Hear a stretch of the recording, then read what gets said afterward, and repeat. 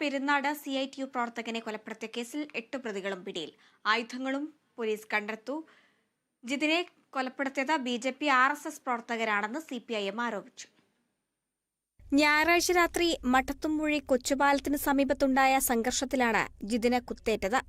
ആദ്യം പെരുന്നാട് PHCയിലും തുടർന്ന് പത്തനംതിട്ടയിലെ സ്വകാര്യ ആശുപത്രിയിലും എത്തിച്ചെങ്കിലും മരിച്ചു.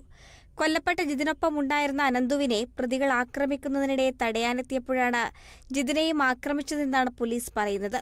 പെരുന്നാട് സ്വദേശികളായ നിഖിലേഷ്, വിഷ്ണു, ശരൺ, സുമിത്, മനീഷ്, ആരോമൽ, മിഥുൻ, അഖിൽ എന്നിവരാണ് പ്രതികൾ.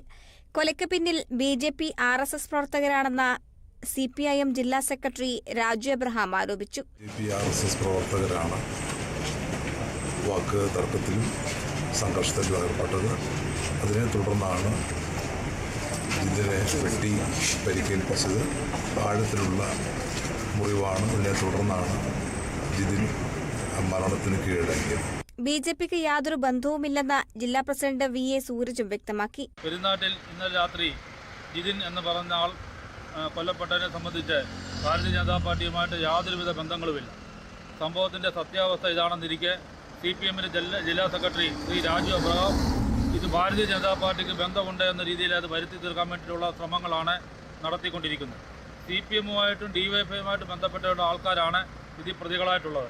ഇത് ഭാരതീയ ജനതാ പാർട്ടിയുടെ മേലിൽ കെട്ടിവെക്കാൻ വേണ്ടിയിട്ടുള്ള നിഗൂഢമായിട്ടുള്ള ശ്രമങ്ങളാണ് ഇപ്പോൾ നടത്തിക്കൊണ്ടിരിക്കുന്നത്. അതേസമയം രാഷ്ട്രീയ കൊലപാതകമല്ലെന്നും വ്യക്തിവൈരാഗ്യമാണ് കൊലയ്ക്ക് പിന്നിലെന്നുമാണ് പോലീസിന്റെ നിലപാട്. Kerala vision news, Pathanamthitta.